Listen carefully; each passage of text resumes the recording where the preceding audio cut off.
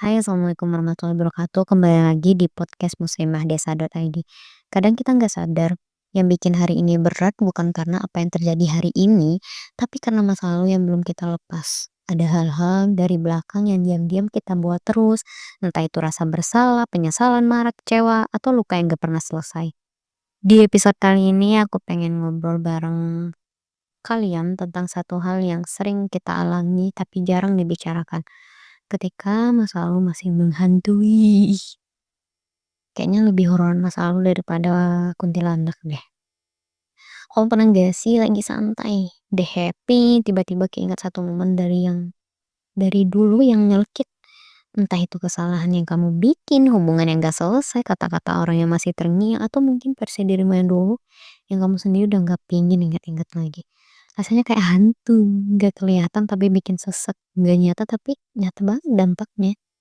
Kalau kamu ngalamin itu tenang, kamu gak sendirian. Banyak banget orang yang kelihatannya baik-baik aja tapi ternyata hatinya masih gak selesai sama hal-hal di masa lalu. Sama kok, aku juga gitu, aku juga lagi belajar untuk sembuh pelan-pelan walaupun nggak secepat kilat ya, nggak kayak mie instan yang bisa kita buat dengan cepat gitu loh. Dan kita sering ngerasa aku harusnya udah move on, masa sih udah bertahun-tahun tapi aku masih sakit. Padahal waktu yang lama itu nggak otomatis bikin kita sembuh loh. Kadang kita cuma ngelewatin bukan ngebenerin. Ngelewatin sama ngebenerin tuh beda ya. Nah, alasan masa lalu masih nempel itu macam-macam ya. Yang pertama, kayak ketika kita nggak pernah ngasih waktu buat ngerasain sakitnya, kita sibuk nutupinnya. Yang kedua, karena kita nyalahin diri sendiri terus. Udahlah, stop-stop deh. Yang ketiga, karena kita nyimpen semua rasa itu sendirian, takut dianggap lebay atau malu cerita. Itu gue banget ya. Yang terakhir, atau karena ada bagian dari diri kita yang belum bisa memaafkan. Memaafkan siapa? Bisa orang lain, bisa keadaan, tapi seringnya itu memaafkan diri sendiri. Dan itu nggak gampang. Nggak ada cara yang benar-benar instan.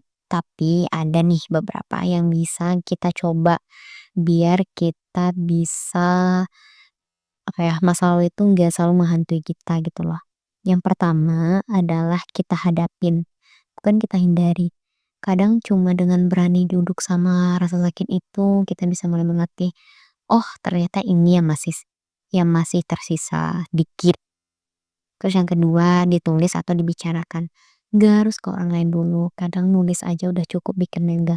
Atau rekam diri sendiri terus dengerin ulang rasain apa yang sebenarnya ada di balik itu semua. Kemudian yang ketiga sadari kamu bukanlah kamu yang dulu. Masa lalu tuh emang pernah melukai, tapi kamu hari ini punya pilihan buat melangkah. Yang keempat, kasih ruang buat pulih. Gak usah terburu-buru sembuh, tapi tolong jangan berhenti pelan-pelan sembuh. Yang kelima, jangan sendirian. Kalau kamu butuh bantuan cari tempat yang aman, teman, journaling, atau tenaga profesional, kamu layak dibantu. Kadang kita nggak bisa ngubah masa lalu, tapi kita bisa berhenti nyiksa diri kita sendiri karena hal yang udah lewat. Kita bisa belajar dari duka itu bukan untuk hidup di dalamnya, tapi untuk ngerti siapa diri kita hari ini. Kadang luka itu nggak sepenuhnya hilang, tapi kamu bisa jadi orang yang tetap tumbuh meski pernah patah. Jadi kalau hari ini kamu masih dihantui masa lalu, pelan-pelan ya, jangan buru-buru sembuh. Tapi jangan juga terus disimpan sendirian. Kamu bukan orang yang sama kayak dulu dan kamu gak harus bawa semua beban itu selamanya.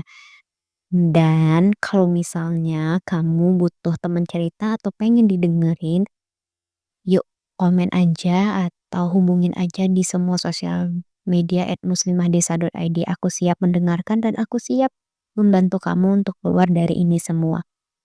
And see you the next podcast. Bye bye.